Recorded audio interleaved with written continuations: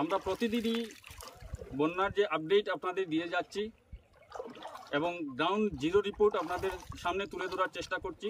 প্রতিদিনই কোনো না কোনো এলাকা আমরা পরিদর্শন করে বাস্তব চিত্রটা আপনাদের সামনে তুলে ধরার চেষ্টা করছি। বর্তমানে আমরা রয়েছি কাটিগড়ার শ্রীপুর অঞ্চলে, যেখানে বন্যার যে ভয়াবহ পরিস্থিতি এখনও কাটেনি। যদিও বরাক নদীর জলস্তর কিছুটা কমতে শুরু করেছে, অনেকটাই কমে গেছে।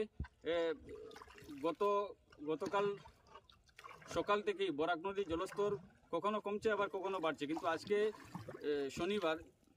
শনিবার বরাক নদীর জল ধীর গতিতে কমছে।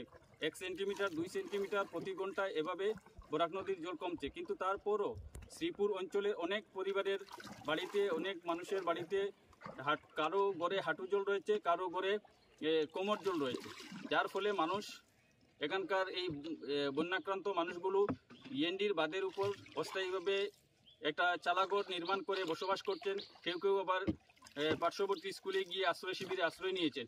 এই পরিস্থিতির মধ্যে মানুষগুলো দিন কাটাচ্ছেন এবং গতকাল তাদের এই বানাক্রান্ত মানুষের মধ্যে ত্রাণ সামগ্রী বন্টন করা হয়েছে। কিন্তু এই ত্রাণ সামগ্রী তারা যেটা আমাদের জানালেন, সেই ত্রাণ সামগ্রী যথেষ্ট পরিমাণের নয়। 1100 গ্রাম চাউল পেয়েছেন, 100 গ্রাম তেল পেয়েছেন এবং একটা মোমবাতি পেয়েছেন, এসব কিছুটা লবণ পেয়েছেন। তো এইসব সামগ্রী তারা ইতিমধ্যে পেয়েছেন সরকারের পক্ষ থেকে। আপনারা আমাদের চ্যানেলকে সাবস্ক্রাইব এবং লাইক কমেন্ট করে আমাদের সহযোগিতা করবেন। ধন্যবাদ। আমরা তো রিলিফ পাইছি, একদিনের খানি পাইছি। খালি একদিনের কত পরিমাণ পাইছেন? একদিনের পরিমাণ তো 1 কেজির মতো পাইছি চাউল, আর তেল পাইছি 30 গ্রাম করে দিছেন জন, আর লবণ দিছেন 1 কাপ, 1 প্যাকেট বাঙ্গিয়া 5 জন 7 জনরে পাঠিয়া,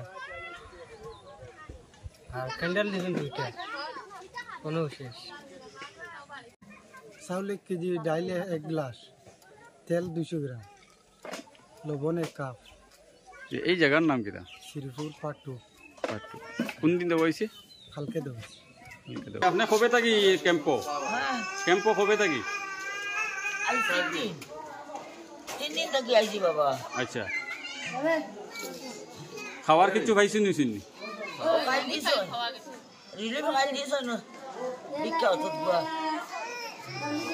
কতটা পরিমাণ কেমন হইব?